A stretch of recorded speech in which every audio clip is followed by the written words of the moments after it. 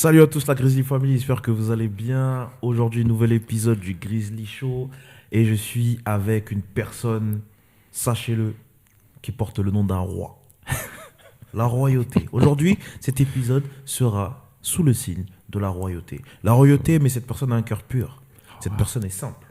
Cette personne ne parle pas beaucoup, mais lorsqu'elle parle, on s'en rappelle. C'est un ami, c'est un frère. Oui, c'est un frère. J'insiste beaucoup là-dessus. Et je suis très, très, très content de le recevoir. Aujourd'hui, on est avec l'homme que l'on nomme, enfin, que je nomme personnellement, Marquis Marc. Ouais, Ça va quoi, Marc? Ça va et toi? Ça va, en pleine forme. Ouais, bah ouais, hein, merci pour l'invite, ça Bah, fait je suis plaisir. content hein. de te recevoir, t'es fou. C'est normal, c'est la base. Ça y est, c'est guerre podcast. Ah De là là. ouf.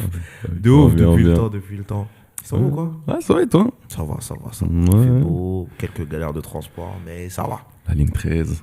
Ouais, un jour on parlera de cette ligne peut-être. Un jour peut-être. Dans ton livre. Ouais, Dans ton sûrement. livre, on en parlera. Il y a trop de choses à dire. Un chapitre entier sur la ligne C'est la ligne 13. 13. Et Valérie Pécresse.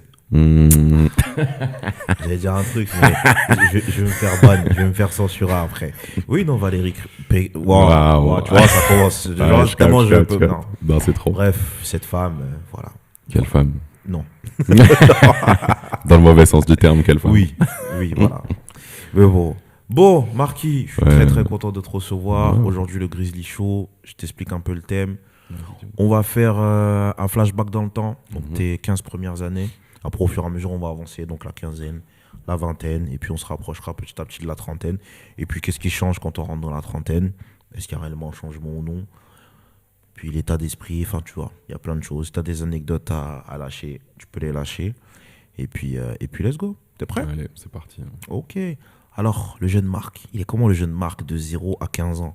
Est-ce qu'il est vif, bout en train, curieux, pas curieux, timide, dans son coin, réservé? Il est comment? Comment ça se passe, la Comment, jeunesse? le jeune Marc, 0 à 15 ans, il est très timide. Ok. À la base, vraiment très timide, très très blagueur. Moi, Ok. dans mes bulletins scolaires, ça mettait que bavardage. Ça va Je pas me changer, foutais au ça. fond de la classe. Tu connais toujours comme ça. Grand bavard, mais quand même timide. Quand même Ok. timide. Je me souviens quand j'étais petit, aller acheter une baguette quand ma mère elle me disait vas-y, va prendre le pain. C'était la mission du siècle. Hein. Ok. Fallait vraiment que je rassemble énormément de courage pour y aller. Ouais. Mais quand même très curieux. Je faisais toujours plein de trucs. J'ai jamais réussi à me stabiliser dans un truc. Mhm. Quand j'étais petit, tous les ans, je changeais de sport. Je faisais toujours un sport à côté de l'école. J'ai fait du foot, du basket, de la natation, du tennis, du badminton, du ping-pong. J'ai tout fait. Ouais. Et 15 ans, 3e, si je dis pas de bêtises. Et en 3e, on a eu des intervenants photographes qui sont venus et toute l'année, on a eu des appareils photo jetables. On Ok. a fait des photos, enfin des séries de photos que j'ai toujours en plus. Et première découverte de l'art. À la base, c'était beaucoup genre l'école, le sport. Ouais. Et l'art, je consommais un peu, tu vois. Mes parents, ils m'ont fait grandir dans la musique des années 80, 90, début 2000, donc Yes. beaucoup de musique. Mais ouais, l'art est vraiment rentré par la musique. Mais le premier que j'ai pratiqué, c'était la photo. C'était la photo. Ok. C'était quelque chose. Ok, j'avoue. C'était quelque chose. C'était l'époque où l'école faisait intervenir beaucoup de gens de l'extérieur et faisait beaucoup d'activités Ouais, de ouf. avec les jeunes. Et j'avoue, ça c'était une belle époque. Ça se Ouais, perd un peu aujourd'hui. C'était quelque mais- chose. Ouais. Mais c'était pas mal. Ok, donc tu découvres l'art, la photo du coup. Je découvre la photo, je me dis, waouh, c'est incroyable, c'est quoi cette boîte magique là, on peut immortaliser des moments, alors que je savais c'était quoi des photos. Mais là, le pratiquer vraiment, j'étais en mode, waouh, c'est incroyable. Ok. Donc, ouais, la photo, à ce moment-là, c'est la première fois que je garde un métier aussi où je me dis, je veux faire ce métier plus tard. C'est pareil, tous les ans, je changeais de métier que je voulais faire. T'inquiète, ça c'est la Les norme. enfants, Ouais, les enfants. ouais, ça. Mais bon, le premier, là, je me dis, vas-y, je vais être photographe. L'idée, j'en parle, tu sais, autour de moi, je me dis, ouais, je vais faire de la photo et tout. Après, tu connais les darons, tout ça, ça dit, ouais, fais pas ça, fais des études.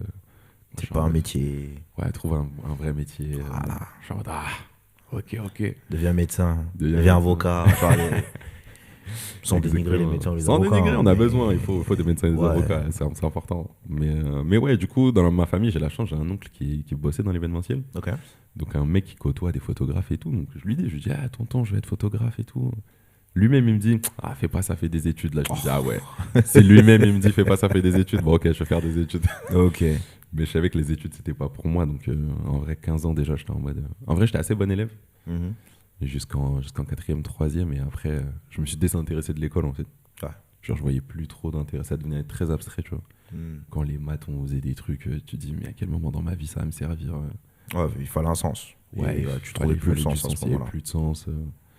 Donc voilà, Ok. le Mark Zuckerberg à 15 ans, c'est ça, à Ok. peu près. Un grand geek. Oh, Ça, on a tendance à l'oublier, mais Ouais. vraiment, ma vie, c'était les jeux vidéo à cette époque-là. tu joues à quoi? Ah, je suis rentré avec ma première console, la PlayStation 1. Wow. Waouh. Wow. Waouh, là, je rappelle des souvenirs dans... Wow. Waouh, la PlayStation 1. Tomb Raider, qui se rappelle? Tomb Raider. Oh là là. On s'amusait tous à enfermer le majordome, là. De ouf. De Non, ouf. c'était génial, quelle époque. Quel classique. Je traînais souvent avec une grande cousine qui avait la Sega.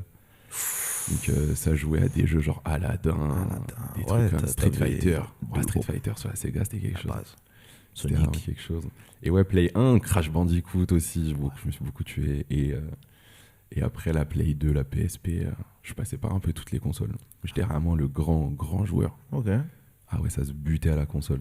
Les Ça Game rentrait Boy. des cours console. Ok. Ouais, Game Boy Advance, Game Color. Boy SP. Oh là là.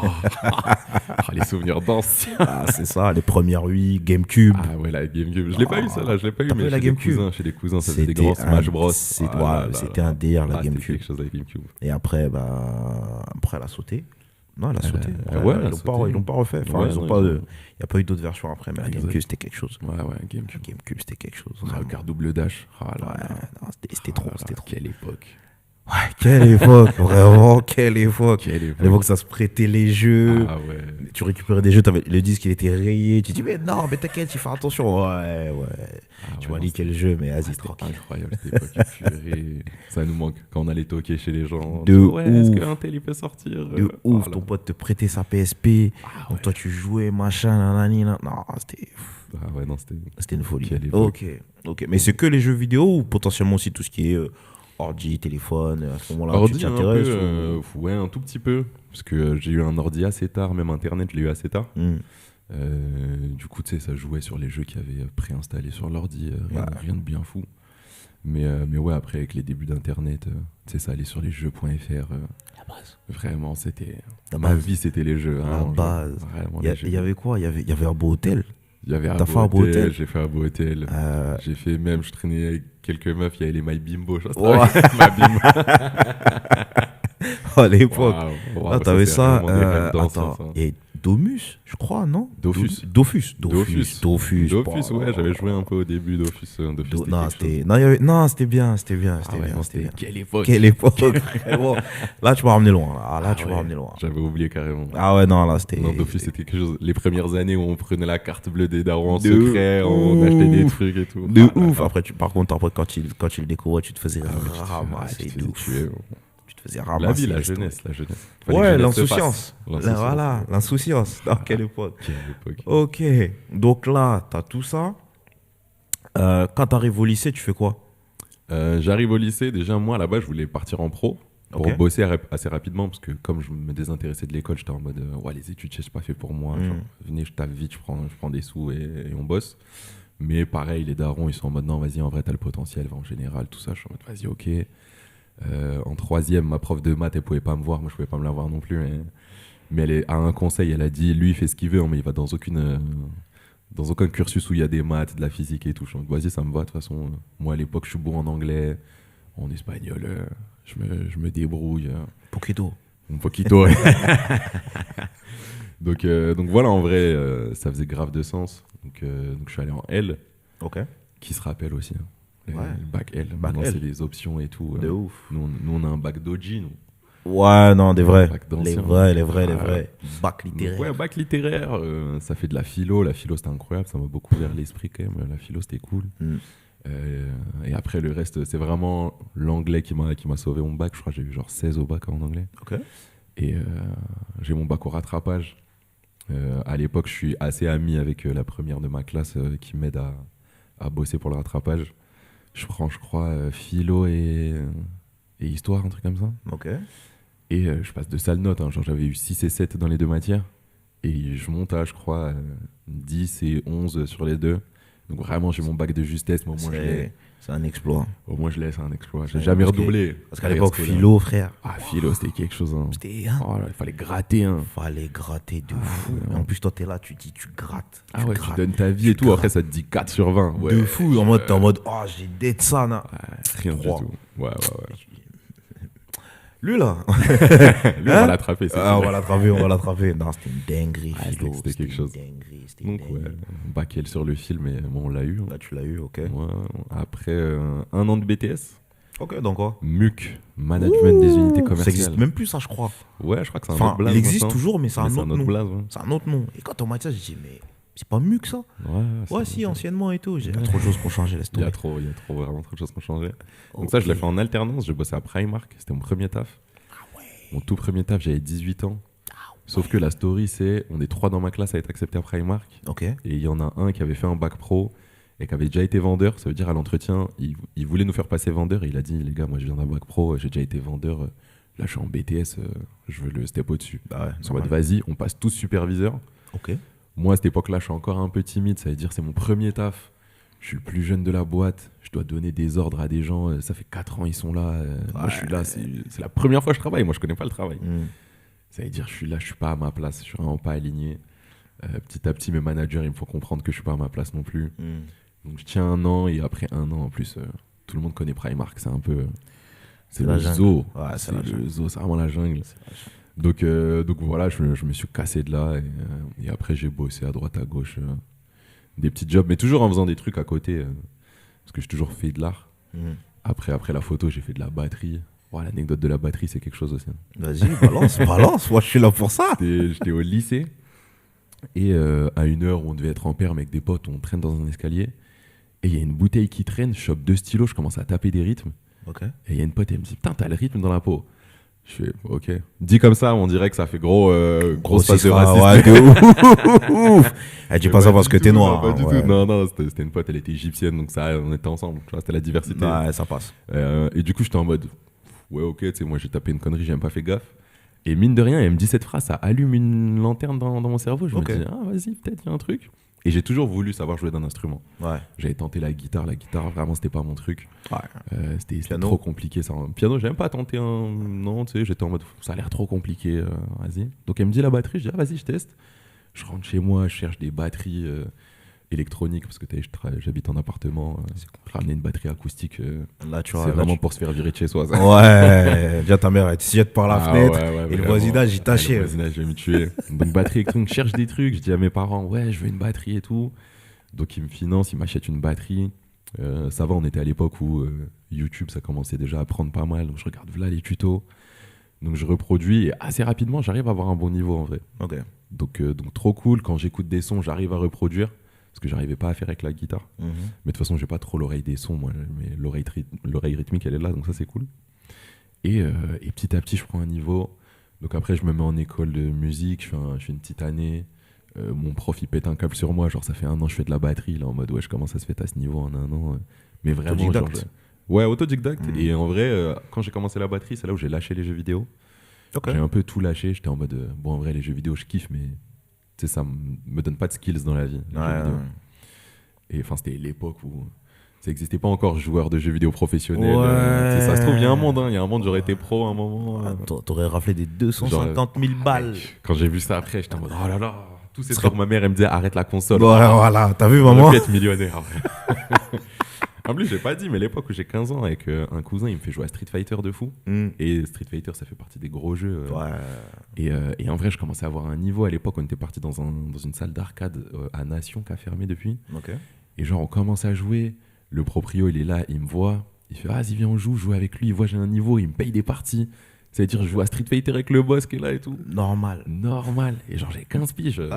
Et mon zinc, il m'a tué sur ce jeu-là. Avec Guitar Hero aussi. Guitar Hero, je m'étais buté. Enfin, bref. J'ai eu un bon niveau. Mais ouais, du coup, bref, la batterie. Et ouais, du coup, après, je me mets dans un groupe, dans un deuxième groupe. Ça s'arrête parce que, vas-y, les groupes, tu connais. Et petit à petit, comme je joue plus avec des gens et que la batterie, ça reste un instrument d'accompagnement. Yep. Jouer de la batterie seul, c'est un peu chiant, ouais. Tu m'étonnes. Donc petit à petit, j'ai arrêté. Et après, j'ai continué à faire d'autres trucs. Après, au lycée, j'ai fait du théâtre. Pareil pour m'aider à avoir le Justement. bac. Comment est-ce que. Bon, la photo, premier pas dans l'art. Exact. La batterie. Deuxième. Le théâtre, il arrive comment? Le théâtre, il arrive parce que il faut que je passe le bac. Ok. Il faut que je mette toutes les chances de mon côté. Ouais. Ça veut dire, on nous dit qu'il y a des options. Je regarde les options. Il y avait option ciné, mais je connaissais déjà Hamza à l'époque. Et on avait déjà fait 2-3 trucs ensemble. Donc j'étais en mode, vas-y, je vois un peu. Et théâtre, je connaissais pas les coulisses du théâtre. Je me suis dit, vas-y, viens, je vais tester le théâtre. Ça se trouve, il y a un truc, je connais pas. Je suis un mec curieux, vas-y, on y va. Donc j'y vais. C'était sur audition, mais des petites auditions, tu vois, parce que c'est l'option au lycée, donc tranquille. Et c'est là que je rencontre mon meilleur ami maintenant, Jordan, monsieur Jordan Sajous. Yeah, grand acteur. Grand acteur. Grand très, acteur, très grand acteur. Et on passe l'audition avec lui et une autre meuf. Et on se dit, je sais même pas comment c'est venu, mais on se dit, vas-y, viens, on joue la Genèse. Adam et Ève. Ok. C'est pas une scène de théâtre. Hein, Ouais, non, mais. on se dit, vas-y, on fait ça. Ouais. Et en fait, l'inspi, c'est parce que moi, à cette époque-là, j'ai une coupe afro de zinzin. Tu te rappelles quand tu m'as connu, j'avais déjà cette coupe. Je me rappelle. Et du coup, moi, dans cette scène, je joue l'arbre des connaissances. Parce que l'afro. Que l'afro, la grosse voix. Donc, on s'est dit, vas-y. Et du coup, la scène, je la joue de dos et tout. Donc, je fais l'arbre et le serpent en même temps. Tu sais, c'est moi qui... Ouais. Et on passe l'audition et on passe. Donc, trop cool. Lui, il avait déjà fait l'option l'année d'avant. Donc, lui, en vrai, c'était une formalité. Et sur cette année, on fait le mariage de Figaro. Okay. Moi, je joue le comte Almaviva. Donc, vraiment, je dois jouer un comte. Et tu sais, moi, je suis là, j'ai 18 ans. À l'époque, je suis tout timide, je suis tout menu. Mais le théâtre, ça m'a grave aidé à m'ouvrir, à faire confiance aux autres, etc. À bosser. Et ouais, du coup, les théâtres rentrent comme ça. Donc, j'apprends à apprendre un texte, à jouer des émotions, à faire des trucs, à bosser en équipe, à apprendre des scènes. C'était quelque chose. Okay. Et après, je crois que je tape un 14-15 au théâtre. À l'épreuve pour le bac. Donc, ouais, ça met bien. Sans le bac, peut-être. Sans le théâtre, peut-être, j'ai pas le bac. Ah, t'as vraiment mis toutes les chances de ton côté. J'ai vraiment toutes les chances de mon côté. En vrai, ça m'a pas mal aidé dans ma vie. Après, le théâtre, le fait de m'ouvrir, pas être timide, aller parler aux gens et tout. T'as plus de facilité après derrière. Ouais, plus de facilité. Parce que je te rappelle que moi, je pars aller acheter une baguette, c'était une mission. C'était compliqué. Donc non, ça m'a vraiment ouvert. Donc le théâtre, vraiment, ça a changé ma vie. Ok, ouais, c'est beau. C'est beau. Il sort bientôt au cinéma. Ok. Donc là, on rentre dans la vingtaine. Tu continues à développer ton côté artiste. Ouais, à ce moment-là. Tu vas faire d'autres choses. Parce que je t'ai connu aussi attiré par la danse. Yes. Je fais du stand-up aussi. Voilà. D'ailleurs, moi, je te connais à les périodes stand-up. On était même venu te voir à Aubert. À Aubert, ouais. On était venu te voir à l'époque à Aubert. C'est comment j'ai le seum de cette scène. Pourquoi? Parce que c'est pour moi un de mes meilleurs passages. Tu sais, c'est un passage, je joue dans une vraie scène. Je fais des effets de lumière, de musique et tout. Genre vraiment, je mets le paquet. Je fais une entrée avec des danseurs, je sais pas si tu te rappelles. Ouais, si. Et moi, en amont, le gars qui organise cette soirée, il me dit ouais, t'inquiète, on a une équipe de pros qui va filmer l'événement. Je me dis ok. Donc tous mes potes, je leur dis filmez pas, kiffez le moment présent. Il y a une vidéo pro qui va sortir. La vidéo, elle est jamais sortie. Enfin, la vidéo n'a jamais existé même. Donc j'ai pas de traces de ce passage, alors que vraiment, il était incroyable. Ce passage, j'ai vraiment le seum. Je me rappelle très bien. Et on avait kiffé de fou. Ouais, c'était cool. On avait kiffé de fou. Ouais, il y avait Merwan Ben Lazar qui passait après moi. Exactement. Et qui était passé après un jongleur, je crois, un truc comme ça. Ouais, carrément, c'était ça. C'était quelque chose. Une bonne soirée. C'était une bonne soirée, tu vois. Très bonne soirée. Aujourd'hui, Merwan qui est la star qu'il est maintenant, Merwan Ben Lazar. Fort. On est dans ton camp. D'ailleurs, son ascension, elle est fulgurante. Ah ouais. Vraiment il mérite, en vrai, il est trop fort. Ouais, il est vraiment fort. Et c'est fou, comme il n'y a pas de mauvais buzz. Ah, il n'y a vraiment pas de mauvais buzz. Parce que à la base, il s'est fait attaquer. Et au final, quand tu vois, déjà, il était déjà en place en vrai. Il commençait à tourner et tout. Mais ça l'a un petit coup de pouce, bien mérité. Et quand tu as vu la réponse, tu dis, c'est beau. Ah oui, de ouf. Remontada. En plus, vraiment, Théma la sauce qui s'est mangée, genre. Gratuit. Ils n'ont plus d'inspi. Non, mais en plus, pour un pull large et un bonnet. Et un bonnet de docker. Et vraiment, ça n'a aucun sens. Et son sketch d'après, il m'a tué. Tu sais, genre, c'est sa femme qui l'habille, qui lui dit t'inquiète, ça fait coréen. De ouf. Eh ben non. Non, ça fait islamiste. Voilà. Et t'es moi le. Ah ouais, non. Non, Ils sont trop racistes. Ouais, C'est ça ouais, le problème. ils sont trop à l'aise Ils maintenant. sont trop à mais, l'aise. mais non, franchement, c'est mérité. Et bah, peut-être, qui sait, qu'à l'occasion, il pourrait venir, Ah, Merwan, qui sait. ce serait fou ça. Ouais, et je pense que je ne ferai pas l'interview, je vais faire que de rigoler. Ça Ah, serait c'est sûr, n'importe quoi. c'est sûr. Connaissant un petit peu le personnage aussi, Il est c'est très n'importe bon. quoi. Ouais. Mais non, ok. Donc, à ce moment-là, effectivement, stand-up. Et t'es à fond dans le stand-up à ce moment-là. Ouais, je suis à fond, je fais des petites scènes sur Paris, je suis passé au Joke, je faisais beaucoup le Café Oscar, Ouais. où là-bas je connaissais un gars qui passait souvent, qui s'occupait de l'open mic. Donc j'ai fait 2-3 passages là-bas. Et en vrai, j'ai de bons débuts, hein. Franchement, pour un mec qui débute, franchement, j'ai de bons débuts. Mais ce qui m'a manqué, je pense, c'est un crew. Parce Mhm. que écrire seul de son côté, tu sais, moi je suis un mec, j'aime trop bosser en équipe. Ouais. Genre bosser seul, enfin, j'aime bien, mais pas trop, tu vois. Mhm. Moi je suis vraiment plus moteur quand je suis entouré de gens, c'est là que genre, je suis à mon meilleur. Yep. Donc petit à petit, pareil, je lâche. Et après le milieu, tu vois, c'est à l'époque où il y a Copy Comic qui sort. Oui. Il y a que des rumeurs à droite à gauche. Ça dit, ouais, il faut pas traîner là, là-bas ça vole des vannes. Et, nan, nan. Et tu te dis, putain, t'es là, t'es un rookie, ça se trouve, tu vas sortir ta meilleure vanne. Il y a un mec en place, il va te la piquer. Et après, les gens, ils vont dire, non, c'est sa vanne. Ouais, dur. Dur. Ouais, Quelle c'est époque, clair. Copy Comic aussi. Hein, c'était quelque chose. C'est clair, c'est clair, c'est clair. Mais bon, après, c'est le milieu qui veut ça. Après, le milieu, ça m'avait un peu déchauffé. J'étais en mode, ouais, non, en vrai, pas ça. Ok. Je vois. Mais c'était cool parce que moi, j'adore faire des blagues. Oui, bah, ça. Même des fois, en ce moment, je me dis, putain, j'aimerais bien reprendre en vrai, mais il me faut un crew. Tout seul, j'aurais la flemme. Ouais. Mais je pense que ouais, t'as peut-être plus de chances de trouver aujourd'hui. Oui. Peut-être qu'à l'époque, parce que les mentalités sont un peu différentes aussi. Et puis, Ouais. quand il s'agit de se pousser, se donner de la force, aujourd'hui, les gens sont plus à l'écoute et font plus attention à ça. Ouais. Donc, qui sait les sait. portes ne sont pas fermées, hein, tu connais. Ouais, tu sais, on va faire des trucs. Hein. On va faire les choses. Exactement. Et ok, donc là, à ce moment-là, il y a tout ça. Enfin, dire, côté artistique, ça va. Ouais. T'avances. Côté pro, t'es comment? À ce moment-là, j'enchaîne des petits tafs. Hein. J'ai beaucoup bossé à la grande récré. Ah, est-ce qu'il faut dire des noms de marques là ou il faut en citer d'autres là? Non, ça. Tu peux, t'inquiète, il n'y a pas de souci. Ok, King Jouet, la Fnac, super. Non, mais ouais, et je bosse là-bas, je suis caissier-vendeur. Ça, c'est mes premiers tafs. Après, je fais de la manutention en intérim. Donc, vraiment, j'ai connu les tafs où ça soulève des palettes, ça rentre dans des frigos à moins 10, tu sors, il fait 30 degrés, t'as envie de mourir. Donc, ces tafs ingrats, j'ai connu. Et après, assez vite, j'ai pu vivre un peu de mon art. J'ai été DJ à un moment, Ouais. full time. Et après, depuis un petit moment là, maintenant, Game Master. Donc je bosse dans un escape. Et voilà. Et tu vois, même ça, le DJing, qu'est-ce qui t'amène vers le DJing? Ça, ce qui m'amène le même cousin qui me faisait jouer à Street Fighter à l'époque, Ok.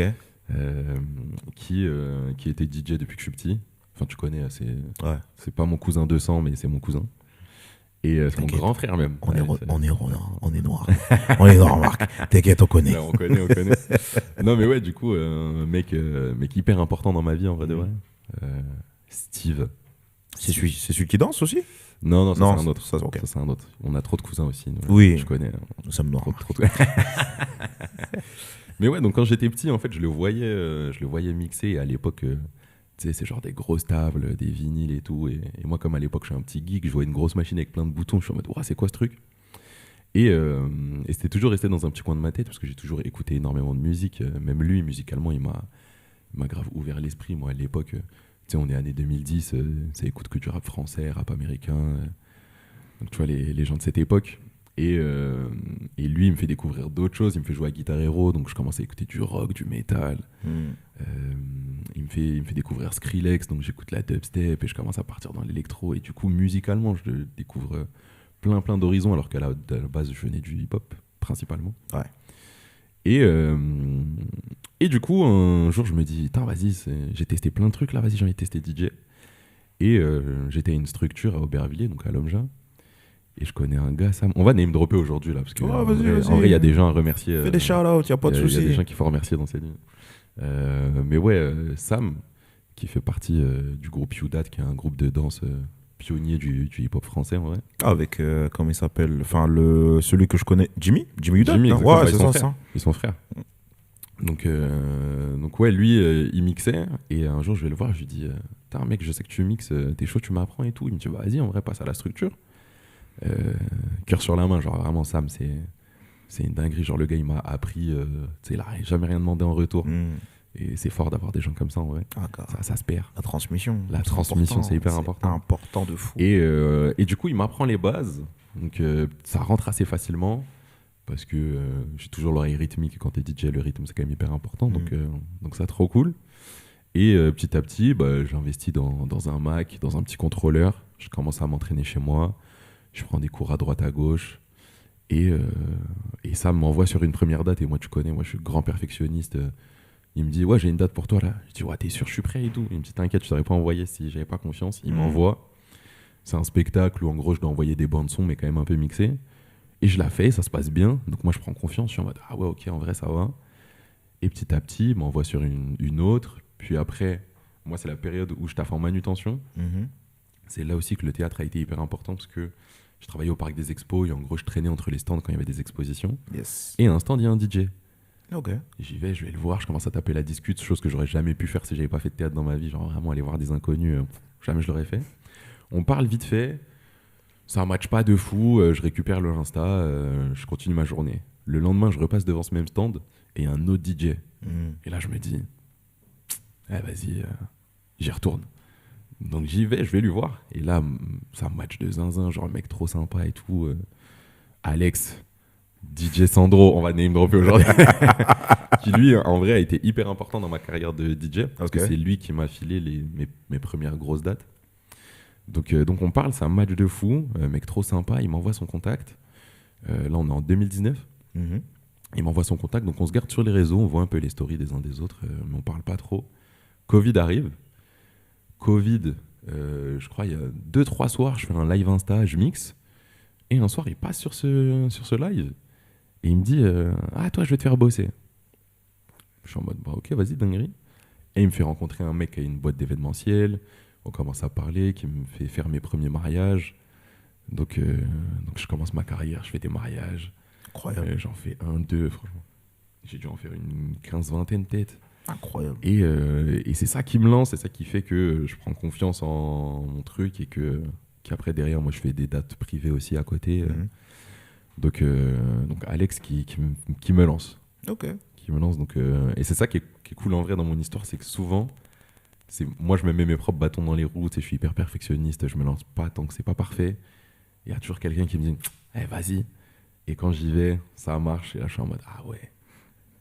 En vrai c'est pas si compliqué, ça peut se faire. Ouais. Mais tu sais, ça me fait penser à qui? Ça me fait penser à Sadio. Exactement. Parce que Sadio au début, bon aujourd'hui il écoute et ça a changé. Ouais, au début waouh, c'est dur hein. Waouh, non mais faut que ça sorte, non.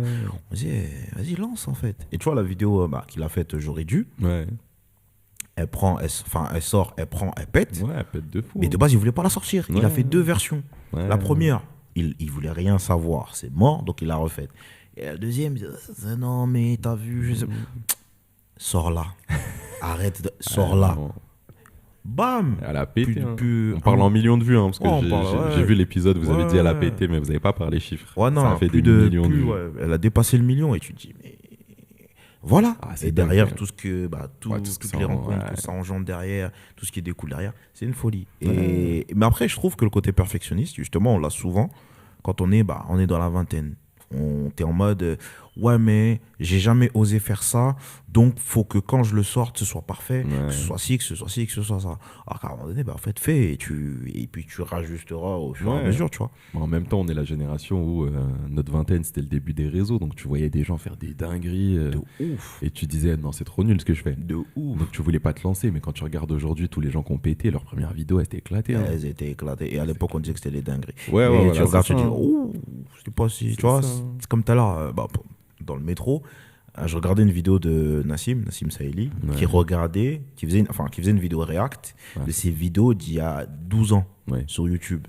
Et aujourd'hui, il y a des vidéos qui sont obsolètes parce que forcément, les études scientifiques, etc. et tout, elles ont évolué, machin de ça et tout. Et c'est grave drôle de se dire que tu écoutes des trucs, tu te dis, en fait, à l'époque, il est un petit peu à côté de la plaque, tu vois. Ouais. Mais pour l'époque, tu dis, ouais, dinguerie, machin, nanana, nanana. Il est trop chaud. Après, voilà, les trucs, ils ont évolué, machin et tout. Mais c'est là que tu vois que, en fait, l'en-soi fait. Ouais, c'est ça. Et après, voilà, tu, En fait, tu réajustes. Ouais, tout, c'est y ça, a elle est pas là de- la vraie école. C'est ça, en En fait. vrai Il de n'y a vrai, pas de. Tant que tu fais pas, tu peux bosser tant que tu veux la théorie, tant que tu pratiques pas, tu te rendras pas Exactement, compte. Exactement. Et Donc ouais, faut y aller. Hein. c'est ça, et la perfection n'existe pas. Donc, Exactement. faites les choses. Et même si elle existe, c'est en faisant qu'on s'y en approchera le plus. C'est pas Voilà. en réfléchissant, en se disant ouais. Exactement. non, Faut y passer à aller. l'action, tout simplement. Exactement. Donc, ouais, je vois ça, je me dis, oh, vas-y, ok. Et donc, ouais, à cette période-là, effectivement, tu tournes beaucoup de DJ. Moi, je me rappelle d'une grosse soirée que tu avais fait dans une boîte de nuit sur Paris, je sais plus c'est laquelle. La Wonder. T'étais venu à la Wonder? Non, je n'étais pas venu. Grosse Je crois, en plus, je crois que Sadio était venu. Ouais, Sadio, elle était venue à Je cette crois que soirée. Sadio était venu. Ouais, ouais, elle était venue. Ouais. Et ouais, moi, j'étais pas venu. Je sais plus pourquoi je pouvais pas. Ouais. Mais je me rappelle, ouais, c'était marrant parce que il y avait une personne qui était partie, qui n'a rien à voir, qui ne te connaît pas du tout. Mhm. Ouais, j'étais à la Wonder et tout. Ouais, il y avait un DJ. Oh, truc de ouf, comment il a géré le son, nanani, nanana. Et moi, je dis, ouais, c'était quelle soirée? Ah, c'était machin. Quelle date? Mais le DJ. C'était mon gars, wesh. C'était mon gars, wesh. Ah ouais, non, t'es fou. Incroyable et tout. C'était trop bien, nanani, nanana. Ça fait plaisir. Et ouais, non, c'était lourd de fou. Et donc, ouais, à ce moment-là, bah, t'es bien, ça tourne, machin. Mhm. Et je voulais te dire un truc par rapport à cette période DJing. Le DJing, alors peut-être en termes de temporalité, je me trompe. Bon, vas-y. Mais est-ce que le DJing ne coïncide pas aussi à la période où tu fais ton court-métrage? Si, exactement. Ok, je me trompe pas. Non, tu te trompes pas, tu te trompes pas. Donc, à ouais, cette c'est la même période-là année, aussi. c'est 2020. Hein. 2020, C'est je fais mon ça. premier Donc, court-métrage. t'as cette période-là aussi où il y a le fameux D-Day qui Il est sort. là, il est là, il est tatoué ici. Voilà, le D-Day qui sort. Je me rappelle très bien parce que j'ai fait le voiturier. Voilà, j'ai mis C'est ma vrai, petite c'est pierre à vrai, l'édifice. c'est Je vrai, suis c'est pas acteur, je suis pas un du tout, mais Non, Voilà. non, t'as aidé, c'est important. c'est j'ai important. fait le voiturier. D'ailleurs, quelle baraque? La baraque, elle était incroyable, Ouais, elle était vraiment stylée, stylée de ouf. Ouais, c'est Même le- l'équipe et tout, franchement, bon Ouais. délire de zinzin. Et donc, ouais, tu fais un court-métrage, t'es Mm. réalisateur, Ouais. tu joues pas dedans. Non, tu Non, joues je pas joue dedans. pas dedans celui-là, non. T'es juste, t'es derrière. Je suis derrière. T'es derrière, tu. Machin. Je me rappelle de ton assistante. Je me rappelle plus de son prénom. Pardon. Mon assistant. T'avais une réel assistante réelle, ouais. Non, j'avais un assistant. T'avais un Alexis. assistant. Attends. Alexis. Oui, Alexis, pardon, excuse-moi. Non, Je t'inquiète, l'ai t'inquiète. confondu. Parce que t'aimes trop les femmes, c'est pour ça. Non. Oui, mais non. Non, attends. T'avais ton assistant réel. Ouais. T'avais quelqu'un qui gérait la régie. C'est Ouais, qui c'était un mec aussi. C'était un mec. Mais il y avait une personne qui gérait quelque chose, c'était une femme. Ouais. Qui gérait la bouffe C'était un sans mec, dénigrer. C'était un mec aussi? Ouais, c'était un mec. Bah, je suis un fou, je dois confondre avec une des Non, actrices. il y avait alors. la chef élec, celle qui faisait la lumière, c'était une meuf. Ouais. Le chef op, c'était un gars. Il avait 2 assistantes. Bah, je dois peut-être confondre par un Peut-être. chef op et machin. Peut-être, J'ai dû ouais. peut-être confondre. Ouais. Mais en tout cas, le court-métrage, Le court-métrage. ton film. Ouais. C'est quoi la genèse en fait? Qu'est-ce qui se dit La genèse. Qu'est-ce qui se passe? Tu te dis, ah, vas-y, j'ai envie de faire un film. Bah, c'est parce que c'est avec le festival Génération Court. Mhm. Moi, ça fait des années que je suis dans cet asso. J'ai fait plein de trucs. Bah, j'ai fait notamment du stand-up, j'ai fait la photo, je fais la batterie avec cet asso. Et tous les ans, je voyais Génération Court passer. Donc, Génération Court, pour ceux qui ne savent pas, c'est un festival. Tu envoies un scénar, tu passes un entretien, et si tu es sélectionné, ils t'accompagnent de l'écriture à la réalisation, et à la fin, tu fais ton film. C'est ça. Et à l'époque, il y a Hamza qui bosse à l'Amja. Et un jour, je sais même pas si on va le dire. Je sais pas si on peut raconter l'histoire, mais on va la raconter. Un jour, il m'appelle, il me dit, ouais, t'es pas chaud de faire un film? Moi, à l'époque, je suis curieux, j'aime trop faire des trucs. Et faire un film un peu rêve d'une vie, tu vois, parce que quand j'ai eu l'âge d'aller au cinéma, ma mère elle m'a ramené au cinéma. Donc j'ai des souvenirs de moi petit qui va voir des films au ciné et tout. Donc j'ai toujours eu ce truc de putain, le ciné incroyable. Ouais. Donc il m'appelle, il me dit, t'es chaud? Je dis, vas-y, je suis chaud. Il me dit, tu me sors un scénario pour demain. Je suis en mode, oh, C'est Hamza. frère. C'est Hamza. Un scénario, tu C'est sais. Hamza. Et moi, il faut savoir que j'ai pas de bagage de cinéma, tu vois. Genre, Ouais. j'ai pas fait d'école. Moi, je le consomme, le cinéma, mais j'ai pas la théorie. Donc, le lendemain, j'arrive à avoir un pitch. Moi, à l'époque, mon intelligence, c'est de me dire qu'il y avait beaucoup de films sociaux qui passaient à Génération Court. Et comme je savais que j'allais être face à des gens qui ou ont fait des études, ou ils ont déjà fait des films, je me suis dit, vas-y, je vais faire un genre qu'on n'a pas assez vu à Génération Court. Donc, je me dis, je fais un film d'horreur. Donc, j'envoie le pitch et je passe l'entretien et ça passe. parce que aussi c'est un festival qui veut mettre en avant la jeunesse d'Aubervilliers, donc moi je passe par ça aussi. Et on se lance dans ça. Donc j'écris ce film que j'ai voulu abandonner tant de fois. Ça pareil, parce que écrire en vrai c'est un peu une tannée pour moi, genre j'aime pas trop écrire, mais j'ai énormément d'imagination, donc mettre en image trop facile pour moi, genre n'importe qui me raconte une histoire, j'ai toutes les images en tête. Vraiment, tu me dis Marc, viens on fait un film, si toi tu l'écris, moi je te fais le découpage, je te dis comment on tourne tout, c'est trop facile. Yes. Mais écrire c'est une galère. Donc je galère, mais on a un script doctor donc il nous aide. Au début je veux juste faire un slasher, je veux juste faire un film où c'est des jeunes dans une baraque et il y a un mec qui vient, il les tue tous. Et le script doctor il me dit bon, c'est sympa mais c'est pas hyper intéressant, ça raconte rien. Je suis en mode ouais c'est vrai. Donc petit à petit on améliore le truc. À l'époque je me fais aider par Record, un poteau qui m'aide à réécrire le scénario. Donc on arrive à faire un scénario qui est cool, qui a évidemment assez faiblesse parce que c'est pas notre taf, on n'a jamais fait ça. Mais on arrive à le sortir et moi je fais jouer Jordan du coup, mon meilleur pote qui est ma muse, qui a joué dans tous mes films. Et de là, mon ancien meilleur ami de l'époque aussi, je le fais jouer dedans. Et à la base, j'ai un casting, puis Covid. Donc je perds le casting, je garde juste ces deux gars. Et je leur dis, putain les gars, en vrai c'est la merde là, on tourne dans pas longtemps, j'ai besoin d'acteurs, mais tous ceux que j'avais avant, ils sont plus chauds parce que les dispos, tout ça. Et ils me disent, bah vas-y, nous on va voir avec nos gens. Et ils me ramènent des gens et j'ai en vrai l'honneur d'avoir Ava Baya dans mon film. Qui est une actrice qui perce de fou maintenant, qui a joué dans la série de Booba, qui a joué dans Notre-Dame brûle, qui a franchement une bonne carrière là. Ouais. Et d'autres qui soit ont continué, soit ont fait autre chose, mais j'ai franchement un casting très solide, parce que c'est des gens qui sortent de conservatoire ou qui sont au conservatoire, donc des théâtreux de base, qui ont un peu d'expérience ciné. Et je me retrouve avec cette équipe et voilà, et on tourne dans cette maison qui est la maison du beau-père de ma meilleure amie de l'époque. Et ouais, genre l'aventure elle est folle. Parce que j'ai voulu l'abandonner, parce que Hamza il a été derrière moi, il m'a dit gros lâche pas, vas-y à fond. Et en vrai c'est une de mes plus grandes fiertés aujourd'hui. Genre 24 ans, je réalise un film, j'ai pas fait d'études de cinéma et vraiment toi qui es passé sur le tournage, c'est des conditions professionnelles. On a 200 000 euros de matos, on a une prod. Non, c'était très long. On a une équipe qui est hyper chaude. Enfin, vraiment. C'est très sérieux. C'est très, très sérieux. Pour une première expérience, je pouvais pas rêver mieux en vrai de vrai. Clairement. Donc trop cool, parce que tout le monde se rend. Parce que moi j'avais peur aussi, parce que ce côté perfectionniste, moi je sais que je suis le rookie, j'ai une équipe, tout le monde a plus d'expérience que moi dans le cinéma. Même le régisseur, il n'y a pas de saut au poste dans le cinéma. Le régisseur, c'est le mec le plus important. Parce que si ton équipe, elle mange mal, crois-moi que tout le monde a bien le seum d'être sur ton tournage. De ouf. Donc vraiment trop important, mais tout le monde a plus d'expérience que moi. Donc moi, j'y vais avec un peu de peur.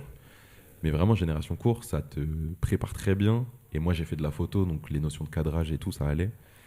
Donc j'ai un souvenir de je suis pas impressionné par l'atmosphère. Je me sens à ma place, j'arrive à gérer l'équipe et tout. Et tout le monde me fait des trop bons retours. Donc franchement, trop content. À un moment, on tourne une scène, on n'avait qu'une seule chance pour le tourner parce que souci technique, on va pas spoiler le film. Et quand cette scène, on la rentre, je pars me cacher dans un coin, je chiale toutes les larmes de mon corps. Vraiment, il y a toute une pression, tout un truc que j'ai dû relâcher à ce moment-là. Et c'était incroyable. Mais la scène, c'est la scène avec Jordan? Ouais. Ok. La scène finale. Ouais, ok. La scène finale, on avait une take. Ouais. On avait 3 jours de tournage. Cette scène, on l'a fait le 2e jour le soir. Si on la rentrait pas ce soir-là, ça allait être une galère. Ça allait être une galère. Elle est très réussie en plus. Elle est très très réussie.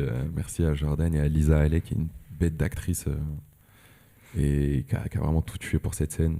Et ouais, après j'ai chialé toutes les larmes de mon corps. Et après, on a rentré le film. Il a gagné le prix du public au festival. Je me rappelle. Non, c'était une folie. Ouais, non, franchement, cet épisode de ma vie là, franchement dingue. D'ailleurs, même pour la petite anecdote, quand Mélissa elle a vu le film, elle a dit plus jamais je fais une soirée avec Marc.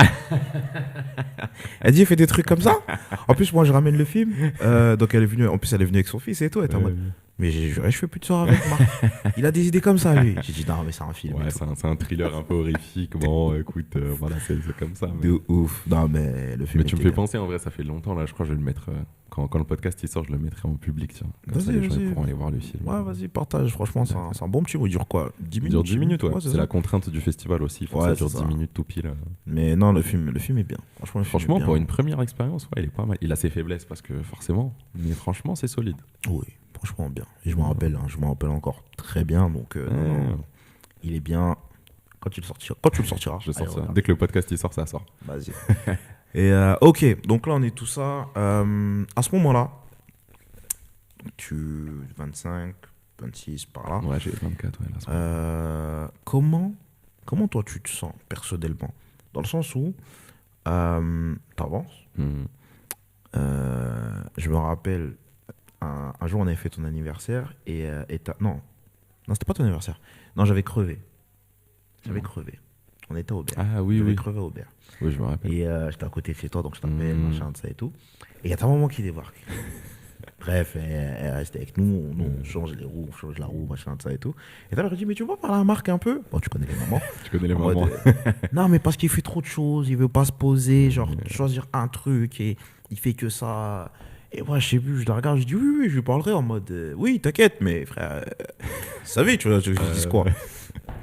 Et je sais que, bah, après, quelques temps après, on en parlera un peu en off entre nous, avec l'équipe, et tu diras, bah, c'est pas non plus, personnellement, c'est pas non plus la meilleure période parce que beaucoup de questions, tu sais pas forcément où tu vas parce que, enfin, il y a les responsabilités qui arrivent, potentiellement aussi à ce moment-là, tu peux être avec quelqu'un, donc forcément, tu as envie d'évoluer avec cette personne, mais de l'autre côté, tu dois d'abord penser à toi parce que, bah, jusqu'à preuve du contraire, tu vas vivre avec toi-même jusqu'à la fin de ta vie, Eh oui. jusqu'à preuve du contraire. Et donc, forcément, tu dis, il y a plein de questions qui arrivent de tous les côtés et tout. Et justement, comment toi, tu te sens à cette période-là et comment est-ce que tu fais pour pouvoir gérer ça? Une période qui, en soi, n'est pas... qui est belle, parce que d'un point de vue pro, machin et tout, tu avances, tu te développes. Mais peut-être, personnellement, il y a ces questions où tu dis, ah, ça te travaille un peu. Ouais. Bon, en vrai, un peu compliqué, ouais. C'est la période milieu de vingtaine où bah, tu te cherches toujours à cet âge-là.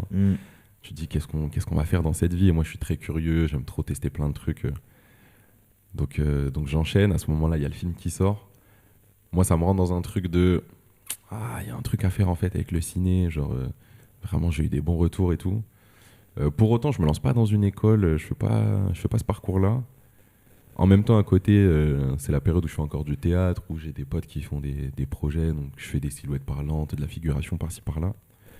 Et l'acting commence à m'intéresser, mais je le garde un peu de côté parce que la vie d'artiste, c'est pas stable et tout. Et moi, je suis à un moment où, en vrai, ça va professionnellement, je suis un peu stable avec les trucs que je fais.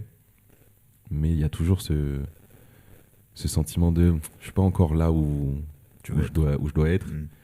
Mais pour autant, je kiffe toujours, j'ai envie de faire d'autres films, j'ai envie de jouer dans d'autres.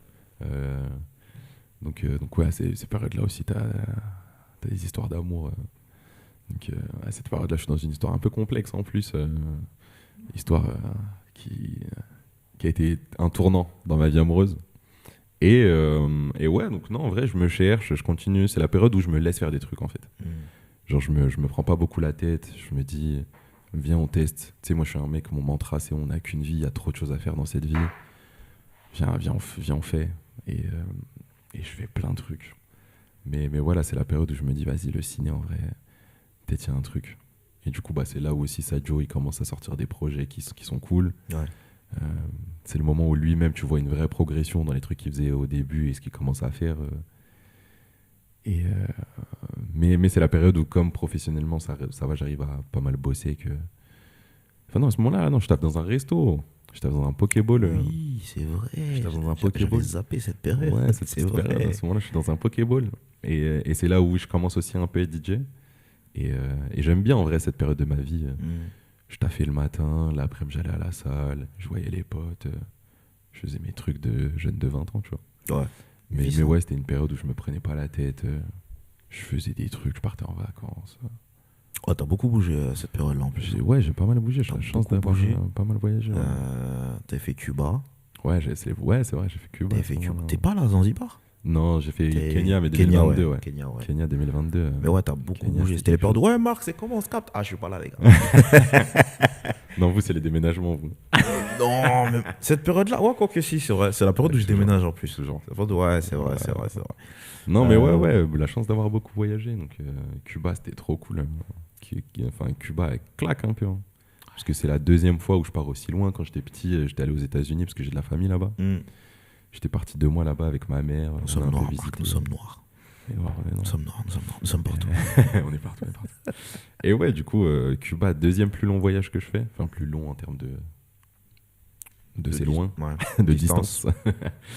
Et Cuba claque parce que les voitures des années 60, la culture, la musique, les paysages. Moi, je suis un mec de la métropole, donc quand je vois la mer, les montagnes, je suis en mode, waouh, c'est fou ce qui se passe. Bah, de ouf. Il n'y a pas eu la révolution encore industrielle là-bas. Ouais, ouais, c'est encore à l'ancienne. Ouais. Enfin, à l'ancienne, entre guillemets, tu vois. Mais Cuba, le baseball. Grande nation de baseball, Cuba. Donc ouais, non, il se passe plein. Wow, j'avais oublié, c'est même la période où, je crois que c'est un peu avant ça, où j'avais fait une formation d'hypnose de spectacle. Oui, waouh. J'ai fait trop de trucs. C'est ça.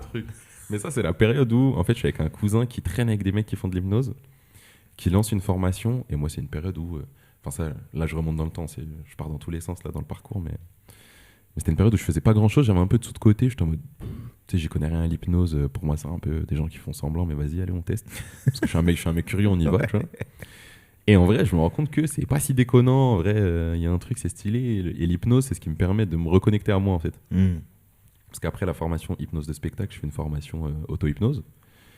Donc, c'est vraiment se ressentir, bosser sur la respiration, les sensations, tout ça. Et c'est vraiment la période où j'ai l'impression que je me reconnecte avec moi-même. J'ai l'impression que toute la période d'avant, il y avait mon corps et moi d'un côté. Et quand je fais ce truc-là, j'ai l'impression que les deux fusionnent.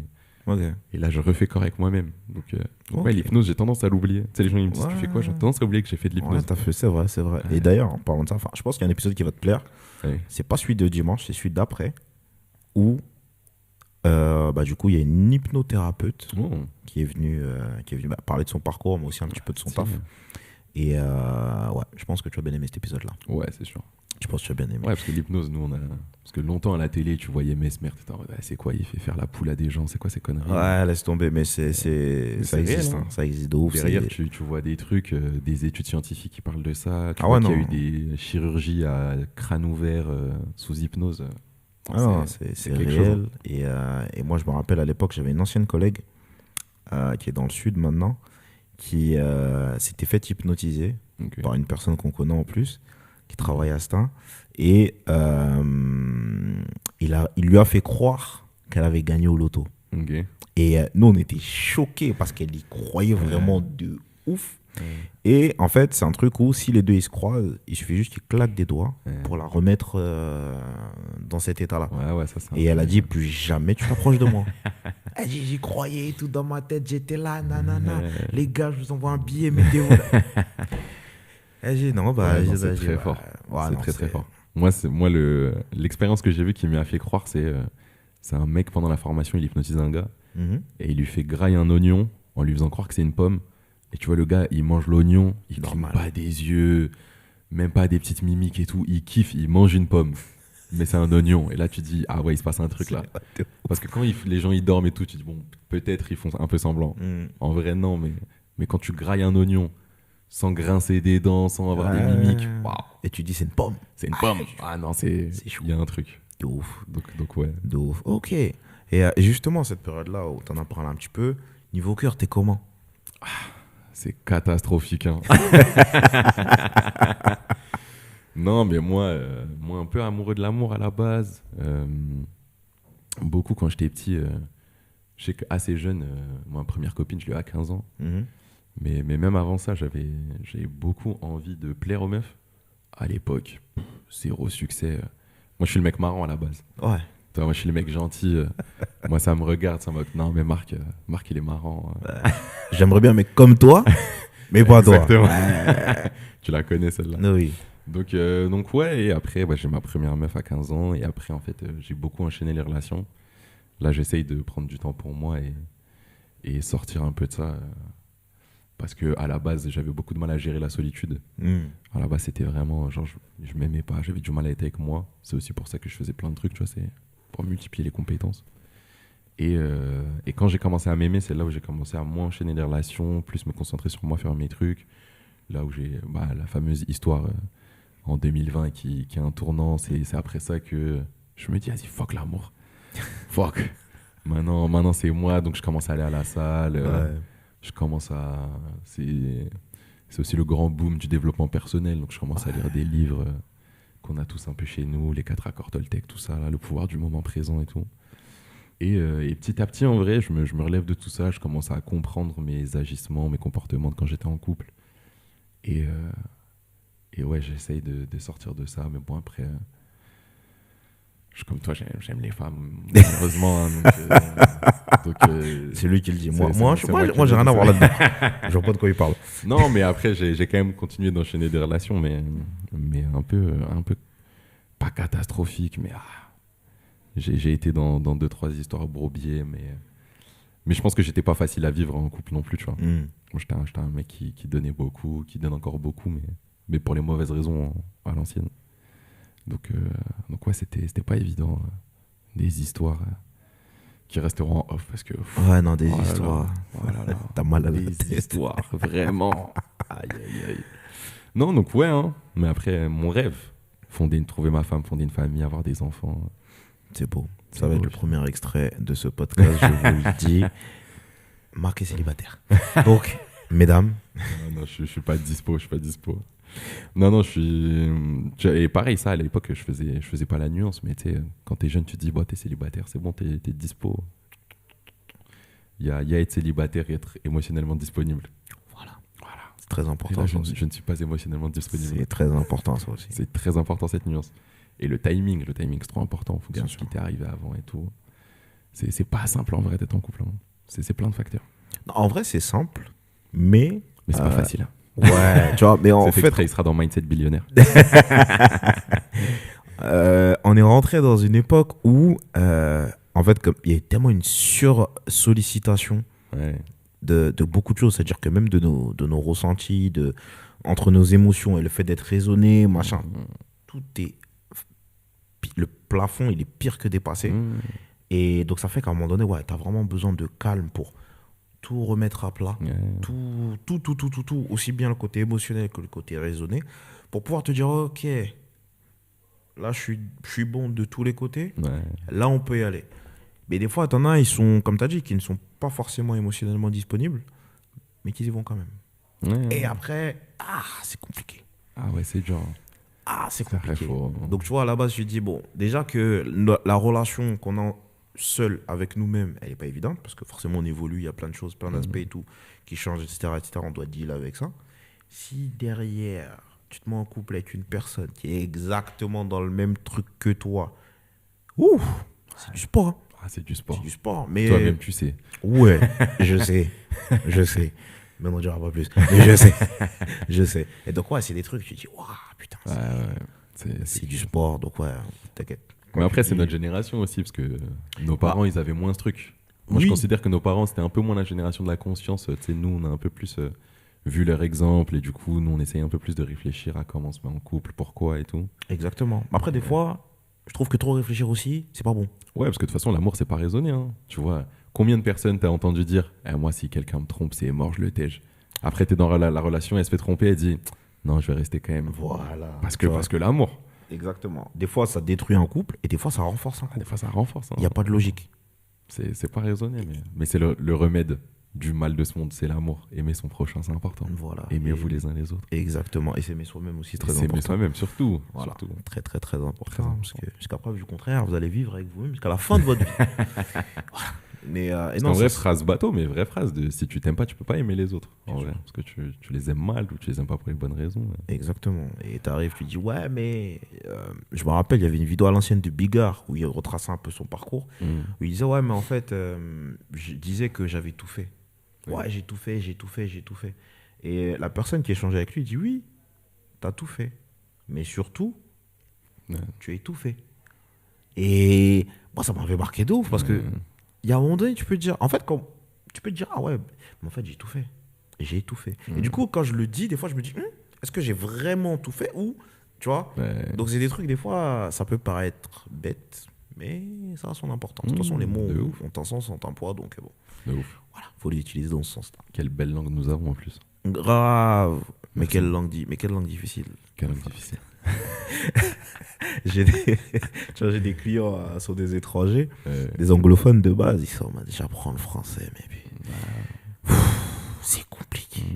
Et tu vois, en fait, le lire, l'écrire, surtout l'écrire, ouais, laisse tomber. ouais. Laisse tomber. Donc, des fois, du coup, ils sont en France, et du coup, nous, on va arriver, on va leur parler d'une certaine manière normale pour nous, mais eux, ils apprennent le français soutenu, classique, Ouais. pas le français familier qu'on utilise de tous les jours.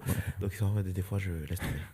Laisse tomber. On parle vite et tout, il y a les argots, le verlan. et tout. Exactement. C'est un enfer. Laisse tomber. Alors que anglais, espagnol, c'est un petit peu plus simple. Ouais. C'est plus direct et c'est plus simple. Nous, On les aime trop formules de conjuguer, nous. politesse, ouais, On aime trop le ça. vouvoiement, Ah, ouais, le on aime tutoiement. trop. Ah, Ils ont dit, c'est quoi ça? On a dit oui, mais c'est ce qui fait la beauté aussi de ouais, notre ouais, langue. ce qui fait la richesse. Ouais. Donc ouais, non, c'est ultra intéressant. Ok, donc niveau love, bon, tu t'aimes et c'est le plus important. Exactement. Voilà. C'est pas facile tous les jours, mais Oui, on y arrive. mais On y arrive. c'est le plus important. C'est important. Et ok, donc là, on avance un petit peu dans le temps. On se rapproche de la trentaine. T'es stable professionnellement. Ouais, ça va. Comment est-ce que justement tu vois l'approche de la trentaine? Parce que c'est un gap qui est quand même assez important. Pas un cap, un gap. Mais est-ce que ça change forcément quelque chose pour toi ou tu te dis, bon, c'est important, mais c'est la trentaine quoi. Y a pas- c'est pas un truc de ouf. Quoi. Non, en vrai, ouais, je le prends comme c'est pas un truc de ouf, mais en même temps, tu sais, tu passes un pilier quand même. Mm. Là, c'est une nouvelle décennie. Tu fais un peu le bilan de la vingtaine, de OK, qu'est-ce qu'on a fait tout ce temps, de toutes les expériences qui ont forgé tout ce que j'ai pu accumuler comme compétences, comme connaissances jusque-là. Mm. Mais ouais, je pense là, je suis plus à la recherche de sens, à la recherche de m'aligner, de vraiment trouver ma voie à proprement parler. Je considère que je ne l'ai pas encore trouvée, même si aujourd'hui, je suis toujours dans l'art. Tu vois, j'ai joué dans 2 courts-métrages là, l'année dernière et cette année. Ça devrait sortir cette année. J'ai réalisé un court-métrage aussi pour le Ouais, en duo. 48 heures Film Festival, ça. ouais, exactement. Et ouais, donc là pour l'instant, un peu inspiré aussi par le duo Ryan Coogler et Michael B. Jordan, Fort. il y a un truc de réel acteur, ça serait un peu the dream job. Ouais. Du coup, ça serait toi et Jordan? Ouais. Mm. Bah, Jordan. Logique. Genre, quel homme. Logique. Quel homme. On va le Ouais. ramener d'ailleurs. Ouais, il devrait passer. Il on va devrait le passer. ramener. Jordan. Mais ouais, donc là, c'est un peu ça la DA. Mhm. Là, j'ai eu mon premier rôle l'année dernière. Ça s'est trop bien passé. J'ai eu de bêtes de retour. Même sur le set et tout, ça s'était trop bien passé. Et moi, je me sentais bien. Sur le deuxième, là, c'était ce premier film l'année dernière. C'était un rôle un peu tragique. Ouais. Donc, j'ai pu explorer cette palette. Et celui dans lequel je jouais dernièrement, c'est un second rôle gaulerie. C'est vraiment le queutard par excellence. Le light skin qui vient, qui voit que les meufs. Ouais. Mais du coup, grave gaulerie. J'ai un bête de binôme aussi, Daniel, avec qui on a tapé des barres de fou. Ok. Donc voilà, trop hâte que ça sorte aussi. Donc ouais, la dream job, réel acteur. Ok. Mais mes recherches de sens, donc il est compliqué ce milieu aussi parce que tu veux faire des projets, mais il faut trouver les sous. C'est pas évident de trouver les sous parce que le cinéma, mine de rien, les gens qui sont pas dedans se rendent pas forcément compte, mais même si tu veux faire un petit peu, ça coûte déjà énormément d'argent. Bien sûr. Donc c'est soit tu trouves des gens qui commencent et du coup, soit tu t'arrives à les avoir gratuitement, soit ils te coûtent pas trop cher. Soit si tu veux avoir des pros, là, faut trouver une prod parce que ça coûte très vite trop d'argent. Mm. Tu vois, tu loues du matériel, c'est énormément d'argent. Puis après, les gens, faut les payer. Puis après, c'est un gouffre. Ah, c'est ça. C'est un gouffre. C'est ça. Donc ouais, là... Non, pardon, je te coupe. Donc, Mais là, du coup, à la rentrée, là, j'ai été admis dans un BTS en audiovisuel, ok, en option image. Félicitations. Merci. Tu vois, c'est ça ton problème. On prend toujours les trucs comme ça là. Bref. Ouais, t'avais dit que t'allais apprendre des trucs. Ouais, dans non, le podcast. mais- Bah, voilà, tu l'apprends là. Il y a trop d'anecdotes par rapport à ça. Mais bref. Vas-y, continue. Mais ouais, parce que en vrai, moi, j'adore la technique. Je l'ai Mhm. dit, je suis rentré par la photo, donc Et j'adore la technique, j'aime trop comprendre comment ça se passe et tout. Donc là, j'ai envie de passer par la case chez FOP. Parce que je te l'ai dit, faire des images trop facile pour moi. Donc j'ai envie de passer par ça, vraiment comprendre l'image, comprendre la lumière. Et comme ça, tu vois, je serai un réal un peu à la James Cameron, tu vois. Genre, c'est moi à la cam. Je fais mes trucs. Je n'ai pas la prétention de dire que je vais faire comme lui, parce que c'est un crack, le James. Mais Quel réel. quel réal. Vraiment. Mais ouais, donc passer par là et après jouer dans des trucs quand j'en aurai envie. Mais ouais, l'image, ça me parle trop. Et c'est trop facile. C'est vraiment genre une seconde nature, parce que j'ai grandi dans les images. J'étais devant mes consoles, devant les films. Tu sais, moi, j'étais à l'époque des cassettes. Dans ma chambre, j'avais une télé avec magnétoscope intégré. J'avais des centaines de cassettes. Je les regardais tout en boucle. Donc vraiment, l'image, c'est vraiment une seconde nature. C'est trop facile. Okay. Donc là, je cherche une alternance. Petite annonce, là. Je cherche une alternance dans l'audiovisuel. Donc si quelqu'un a un plan, je suis graph runner. Ok. Donc, c'est noté, ça marche. donc voilà, ça fait plaisir. Donc Ok. là, elle est là, la stabilité. Là, j'ai testé beaucoup de trucs. Et là, je me suis dit, va vers un truc qui est simple pour toi, un truc qui te fait kiffer. Et l'image. Ok. Parce que la photo qui est ma première rencontre de l'art, c'est un truc qui est toujours resté. J'ai toujours fait des photos à droite à gauche. Et je trouve ça incroyable. Et l'image, ça me touche. Ok, ça marche. Impeccable. Impec. Bah écoute, Marquis, là, on arrive à la fin du podcast. Yes. Une dernière question. Enfin, 2 dernières choses. Comment tu te sens après cet échange? Comme très intéressant, très enrichissant. Très enrichissant. Vraiment, le parcours de Marc, on aime beaucoup. Le couteau suisse. Fort, de ouf. Ce que ta mère a dit déjà à l'époque en plus. Ouais. Ah, c'est un truc cool, hein, en vrai, non, stylé l'échange. Merci pour l'invitation. En vrai, les locaux, Plaisir. quels locaux. Regardez-moi cet install. Non, Incroyable. non. L'ours. Bon, on va pas dire c'est quoi ton slogan de base parce que tu vas te faire censurer, mais. Mais on sait d'où vient l'inspiration. Voilà. Mais voilà, non, très stylé. Merci Nabil qui est derrière, qu'on voit pas. Merci à la technique. Ouais. Donc non, franchement, hyper enrichissant. Ça fait plaisir d'avoir l'occasion de raconter un peu le parcours parce que c'est pas tous les jours. Yes. Je sais pas qui ça va intéresser, mais. Non, t'inquiète, ça va intéresser du Ça va monde. intéresser On les gens. commence à avoir une bonne petite commune là, petit à petit. Allez, donc, let's go. Donc ouais, non, franchement, merci pour l'invite et force à toi, continue. En vrai, c'est la suite logique. Parce que moi, ça fait des années que je le côtoie maintenant. C'est un mec qui aime bien parler, qui aime bien aller dans la profondeur et tout. Le podcast, c'était la suite logique. Nous, ça fait longtemps qu'on attend qu'il se lance et qu'il soit lancé. Bravo, messieurs. Merci. Bravo, il y est allé. Merci. Bravo.